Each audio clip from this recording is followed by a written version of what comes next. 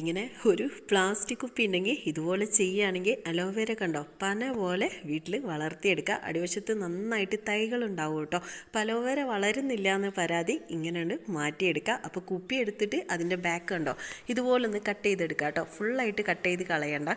ഇനി എന്ത് ചെയ്യേണ്ടതെന്ന് വെച്ചാൽ നമ്മുടെയൊക്കെ വീട്ടിൽ കിച്ചൻ്റെ വേസ്റ്റ് ഉണ്ടാവില്ലേ, അപ്പോൾ കിച്ചൺ വേസ്റ്റ് ഇതാ കുപ്പിയിലേക്ക് ഇതുപോലെ ഇട്ട് കൊടുക്കുക. അപ്പോൾ മുട്ടത്തോടൊക്കെ കുറച്ച് കൂടുതൽ എടുക്കുക, കാരണം കാൽസ്യം നമ്മുടെ ചെടികൾക്ക് അത്യാവശ്യമാണ് അല്ലേ. അപ്പോൾ നമ്മുടെ മുട്ടത്തോട് നന്നായിട്ട് ഇട്ട് കൊടുക്കുകയാണെങ്കിൽ ആ ഒരു കാൽസ്യം കുറവൊക്കെ മാറ്റിയെടുത്ത് നന്നായിട്ട് വളരാനും വിളർച്ച മാറാനൊക്കെ സഹായിക്കും കേട്ടോ. എന്നിട്ട് സാധാ കുറച്ച് മണ്ണിട്ടിട്ട് വീണ്ടും നമ്മളിതുപോലെ കിച്ചൺ വേസ്റ്റ് ഇട്ട് വീണ്ടും നമ്മളതിൻ്റെ മുകളിൽ മണ്ണിട്ടിട്ട് അടിവശത്തെ ഈ ഒരു അടപ്പ് തുറന്നു കൊടുക്കുക. എന്നിട്ട് നമ്മുടെ അലോവേര ചെടീൻ്റെ ചുവട്ടിലേക്ക് ഇങ്ങനെ കുത്തി വയ്ക്കുക. എന്നിട്ട് അതിലേക്ക് വെള്ളം ഒഴിച്ച് കൊടുത്താൽ മതി. അപ്പോൾ എല്ലാ ഗുണവും നമ്മുടെ അലോവേര ചെടിക്ക് കിട്ടും കേട്ടോ. ഒന്ന് ട്രൈ ചെയ്യുക. ഇതുപോലത്തെ വീഡിയോസൊക്കെ കാണാൻ പേജ് ഫോളോ ചെയ്യാനും ലൈക്ക് ചെയ്യാനും ഷെയർ ചെയ്ത് കൊടുക്കാനും മറക്കണ്ട.